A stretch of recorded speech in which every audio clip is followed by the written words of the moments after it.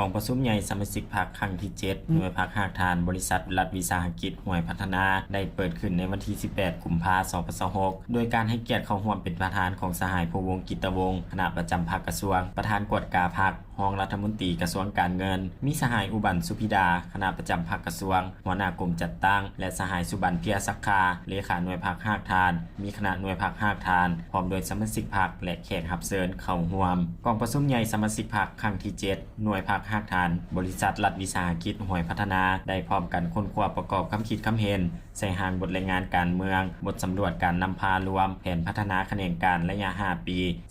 2026-2030และได้พร้อมกับตีราคาด้านดีด้านอ่อนข้อคงค้างสาเหตุบทเรียนในการนำพาซีนำและการจัดตั้งปฏิบัติมติกองประชุมใหญ่ระยะ5ปีผ่านมาพร้อมนั้นยังได้เป็นเอกสารรับรองเอาทิศทางแผนการ5ปีในต่อหน้านับแต่ปี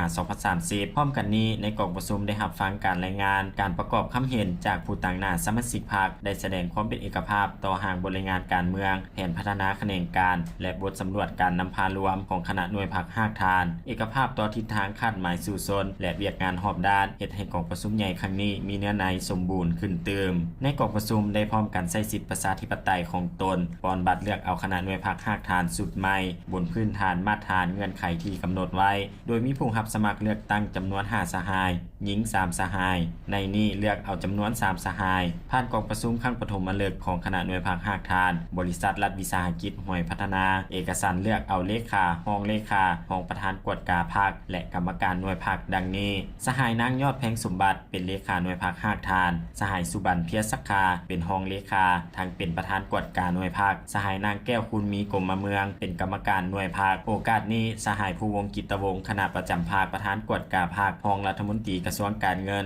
ได้แสดงความย่อมยอชมเชยต่อการนำพาซีนำของคณะหน่วยพรรคสุดเก่าที่ได้นำพาซีนำสมาชิกพรรคพนักงานรัฐกรปฏิบัติหน้าที่การเมืองของตนและญาติมาได้ผลสำเร็จหลายด้านสหายยังได้ให้ทิศซีนำเพื่อเป็นทิศทางในการจัดตั้งปฏิบัติในต่อหน้าและเรียกร้องมายังสมาชิกพรรคพนักงานรัฐกรทั้งหมดจงเสริฐสู่สติปัญญายกสูงความรับผิดชอบให้สูงขึ้นสร้างหน่วยพรรคปลอดใสเข้มแข็งนักแน่นยกสูงประสิทธิภาพการดำเนินกิจกรรมห้วยพัฒนาเพื่อเพิ่มรายรับโดยการนำใช้เครื่องมือทันสมัยเข้าในการพัฒนาและพิมพ์จำหน่ายให้มีความทันสมัยกว่าเก่า